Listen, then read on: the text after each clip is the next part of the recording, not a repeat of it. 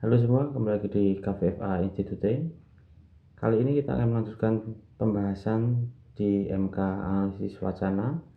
Nah, kemarin kita sudah membahas tentang tindak tutur, situasi tutur, terus pembagian analisis wacana.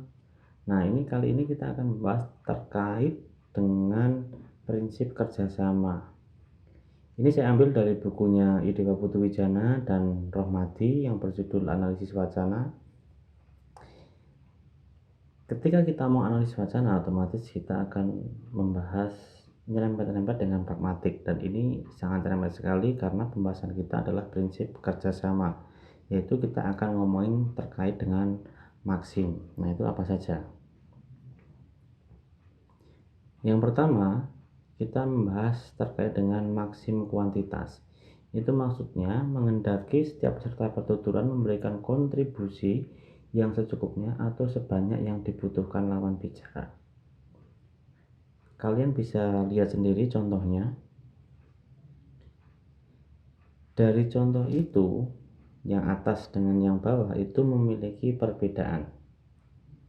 Nah, di sini ketika kita ngomongin maksim kuantitas dengan aturan memberikan kontribusi yang secukupnya atau sebanyak yang dibutuhkan lawan bicara.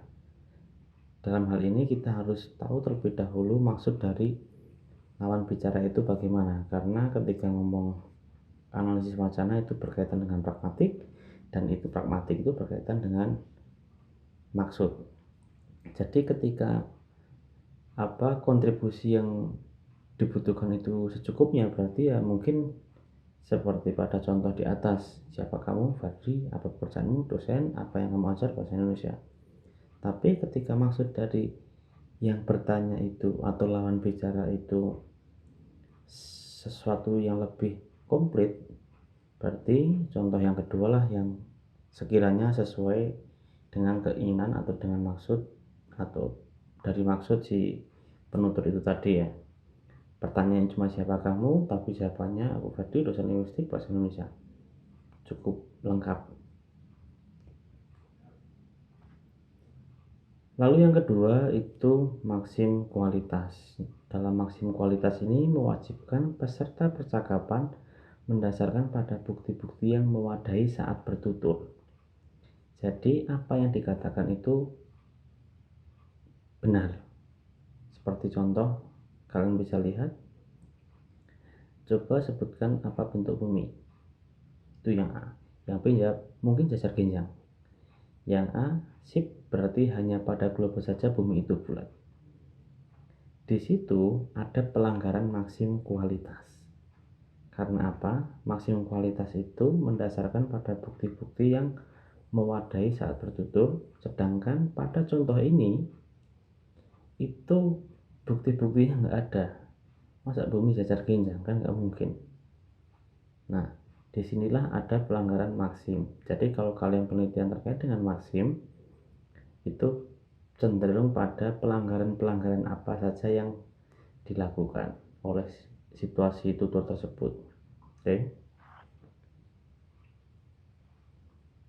Lalu yang berikutnya adalah maksim relevansi.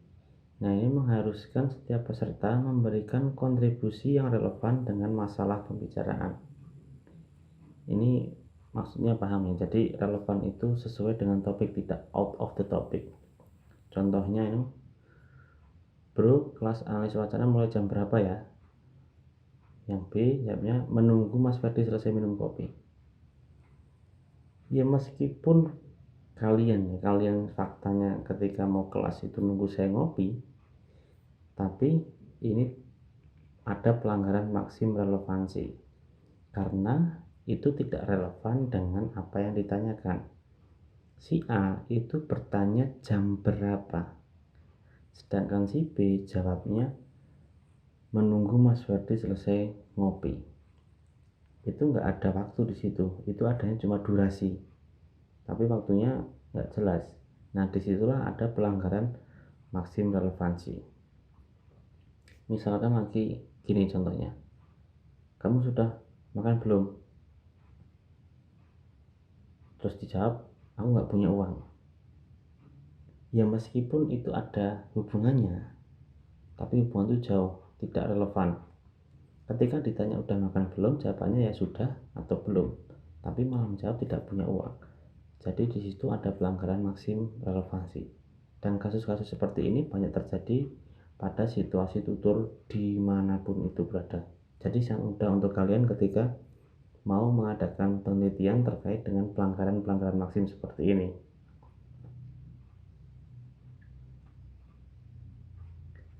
Lalu yang berikutnya itu adalah maksim cara, atau ada juga yang menyebut sebagai maksim pelaksanaan. Nah, ini mengharuskan setiap peserta percakapan berbicara langsung, tidak kabur dan tidak berlebihan, serta runtut. Bisa kalian lihat contohnya, yang A bilang yuk makan, yang B jawabnya oke, tapi bukan ke McDonald's. McDonald's. Kenapa harus disingkat? Nah, ini ada penyimpangan ini, tidak berbicara secara langsung tapi malah disingkat karena punya maksud dan tujuan tertentu. Misalkan kamu ngajak ngajak saudaramu cari makan, tapi karena ada adikmu yang hobinya makan McDonald's, untuk menghindari si adik ngebet banget makan McDonald's, makanya menyebutnya pakai kata huruf per huruf, McDonalds. Nah, tapi di situ juga ada pelanggaran maksim cara, karena tidak disebutkan langsung. Kalau tidak ada pelanggaran cara, berarti ketika ditanya makan, si B langsung bilang oke, tapi bukan ke McDonald's, gitu ya.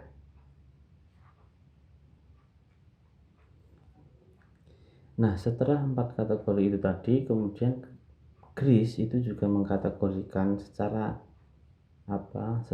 lebih gampang dimaknai. Pertama, maksim kuantitas itu contohnya gini ya, jika saya membutuhkan 4 obeng, saya mengharapkan Anda mengambilkan saya 4, bukan 2 atau 6. Jadi secara kuantitas ya seperti itu kalau maksim kuantitas. Sedangkan untuk maksim kualitas, jika saya membutuhkan gula untuk membuat kopi, saya tidak mengharap Anda memberi garam. Itu maksim kualitas. Truth, kebenaran. Terus kemudian maksim relevansi, jika saya sedang mengaduk adonan kue, saya tidak mengharapkan buku yang bagus atau bahkan kain oven, walaupun benda terakhir yang saya butuhkan di tahapan berikutnya itu ya kain oven.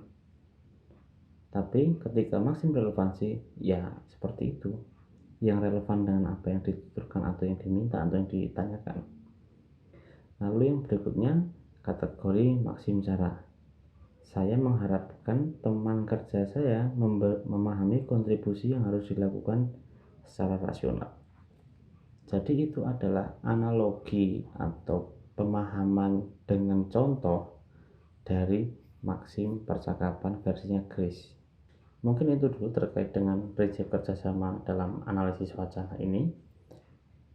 Untuk lebih lengkapnya kalian kalau mau baca bukunya Idewa Putu Wijana juga nggak masalah, tapi kurang lebih seperti ini. Dan mungkin kalau kalian ada suatu hal yang ingin ditanyakan terkait dengan maksim dan pelanggaran maksim,